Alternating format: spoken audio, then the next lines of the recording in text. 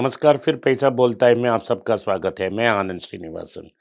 आज मेरे अज़ीज़ दोस्त अनिश गुप्ता वापस आ गए हैं और वो चार्टर्ड अकाउंटेंट हैं, एक मार्केट एक्सपर्ट भी हैं, उनसे बात करेंगे।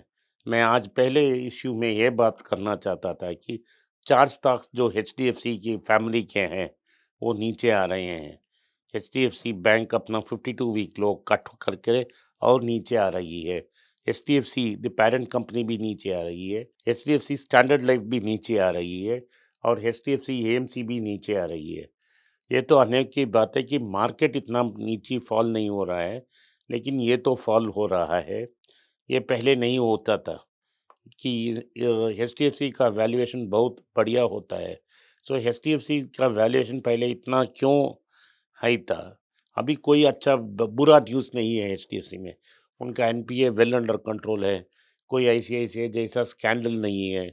फिर भी क्यों आदित्य पुरी चला गया, दूसरा जो आदमी आया वो भी अच्छा काम कर रहा है।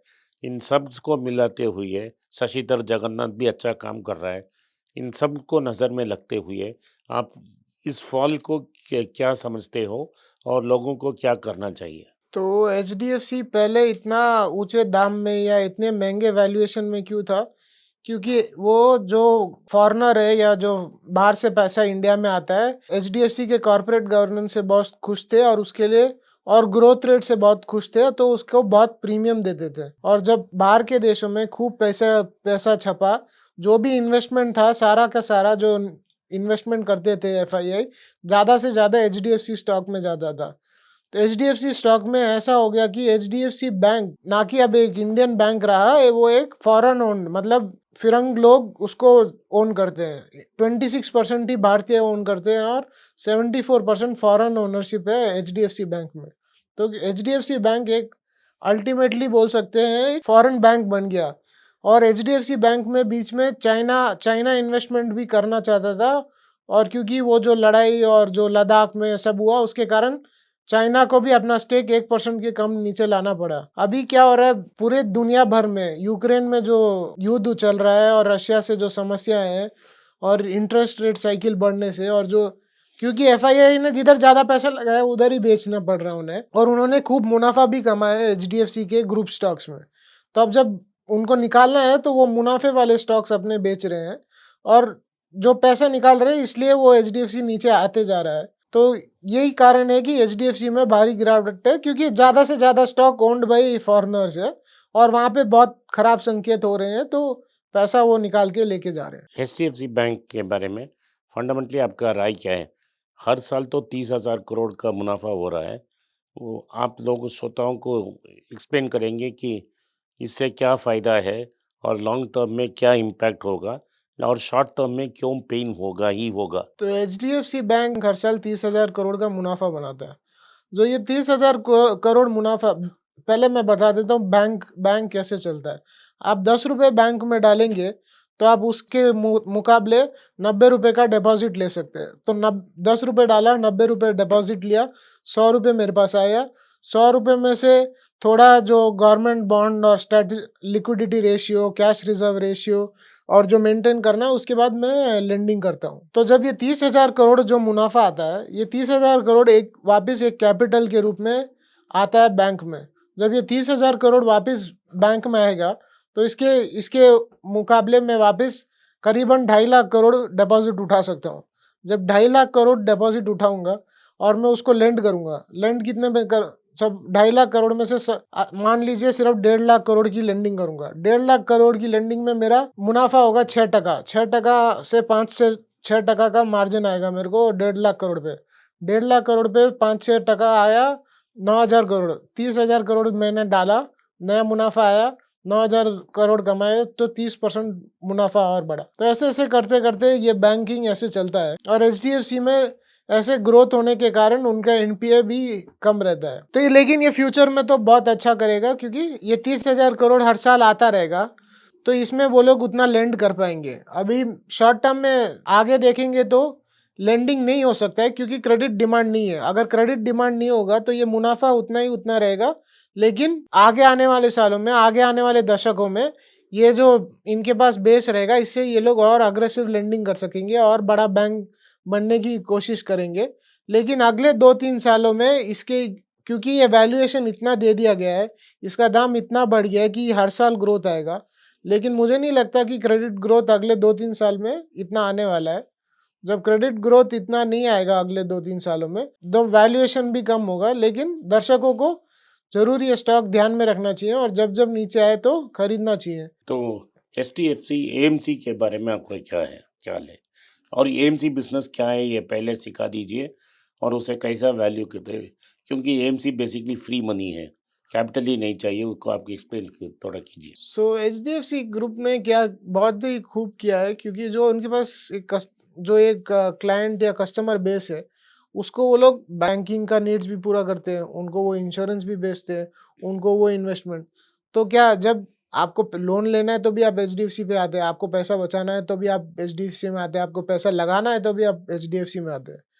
अभी एचडीएफसी एएमसी, एएमसी यानी म्यूचुअल फंड का धंधा, तो एचडीएफसी म्यूचुअल फंड भी चलाता है और एक सबसे बड़ा म्यूचुअल फंड कंपनी है इन टर्म्स ऑफ एयूएम। अभी एचडीएफसी को, क्योंकि उसका साइज इतना बड़ा हो गया है, वो अपने रिटर्न्स बढ़ा नहीं पा रहा। जो उसने 10-15 साल जो इतने अच्छे मुनाफा कमाया, जो इन्वेस्टर है उसको मुनाफा कमा के दिया, वो अब कमा नहीं पा रहा है। तो वो कमा नहीं पा रहा है, तो उसमें भी उसको प्रेशर आ रहा है, क्योंकि जो प्रशांत जैन थे वो पहले एचडीएफसी में थे, तो वो अच्छा रिटर्न कमाया, बहुत पैसा आया, लेकिन अब वो स्ट्रगल कर रहे हैं, क्योंकि जब आपको एक साइज के ऊपर आ जाते हो तो रिटर्न देना मुश्किल हो जाता है, क्योंकि जितना पैसा आता है आपको, अभी जैसे 1000 करोड़ से जब 1 लाख करोड़ हो जाता है, तो आपको पता नहीं कि 1 लाख करोड़ में कितना है। मेरे पास अभी 1000 करोड़ का म्यूचुअल फंड का एयूएम है मेरे पास, तो मेरे पास कैश बैलेंस 20 करोड़ 50 करोड़ होगा, वो आसानी से मैं लगा सकता हूँ, आसानी से छोटी कंपनी भी ढूंढ सकता हूँ। अब क्या होता है, जब 1 लाख करोड़ होता है या 2 लाख करोड़ होता है, मेरे पास कैश बैलेंस 5000 10,000 करोड़ होता है, अगर मैं पैसा लगाऊंगा ही तो दाम बढ़ जाएगा। अगर पता चलेगा किसी को कि मैंने पैसा लगाया, एचडीएफसी म्यूचुअल फंड ने पैसा लगाया है, तो दाम बढ़ जाएगा। अब उनके पास इन्वेस्टमेंट करने की अपॉर्चुनिटीज इतनी नहीं है, और जब इतना साइज होता है तो वो इन्वेस्टमेंट भी वो इतने स्मॉल कैप या मिड कैप या जो मल्टी बैगर बोलते हैं उसमें करना उनको मुश्किल होता है। तो एचडीएफसी एएमसी में अब वो जा रहे हैं इंडेक्स की तो और, क्योंकि अब ग्लोबली एक फैशन या बन गया है कि लोग इंडेक्स इन्वेस्टिंग करते हैं, तो एचडीएफसी हर bank index, Nifty index, IT index लाते जा रहे हैं, तो उसमें वो जाएंगे, जो भी एक्स्ट्रा पैसा है वो अपने इन्वेस्टर्स का उसमें लगवाएंगे, और जो उनका मैनेज्ड बिजनेस है वो कम होता जाएगा। तो क्या हम ये तय कर सकते हैं कि एचडीएफसी ग्रुप एक अच्छा इन्वेस्टिंग डिसीजन रहेगा अगर नीचे आप गिर के आप खरीदते हैं और नीचे तक खरीद लेते हैं और वापस ऊपर में भी खरीद के लाए अभी इस पॉइंट तक, तो पिछले 1 साल या 2 साल आपको अक्यूमुलेशन का चांस मिलेगा। एक अच्छा साइज़ेबल पोज़ीशन ने अपना अक्यूमुलेट कर लिया और 5 साल के लिए चुप बैठा, तो रिटर्न अच्छा होगा?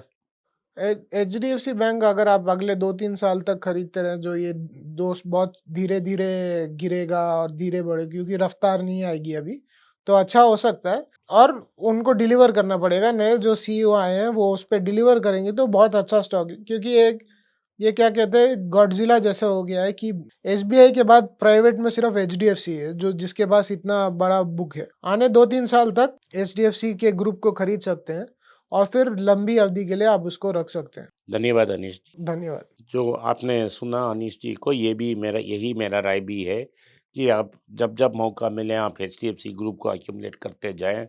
आपको ये 2-3 साल तक का मौका मिल सकता है। एक साइज़ेबल पोज़ीशन एक्वायर कीजिए।